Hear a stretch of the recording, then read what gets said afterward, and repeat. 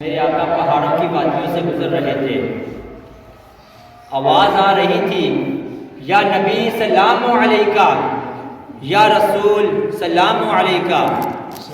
حضرت علی شیر خدا عرض کرتے ہیں، آقا مجھے کوئی درود پڑھتا سنائی دے رہا ہے لیکن نظر نہیں آ رہا۔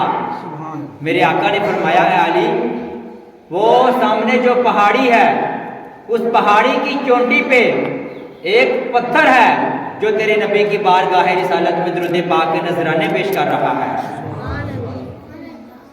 اب میں دعویٰ دیتا ہوں اپنے قبلہ استاد محترم کو، ان کی طبیعت بہت زیادہ خراب ہے لیکن پھر بھی وہ خطاب کریں گے، مختصر سا خطاب کریں گے۔ اللہ پاک سے دعا ہے کہ اللہ پاک میرے استاد محترم کی صحت تندرستی والی لمبی زندگی عطا فرمائے، سب بولو آمین۔ ان کی آمد سے پہلے نعرے تکبیر، اللہ اکبر، نعرے رسالت، نعرے حیدری، نعرے تحقیق، نعرے غوثیہ، تاجدار ختم نبوت، تاجدار ختم نبوت، تاجدار ختم نبوت،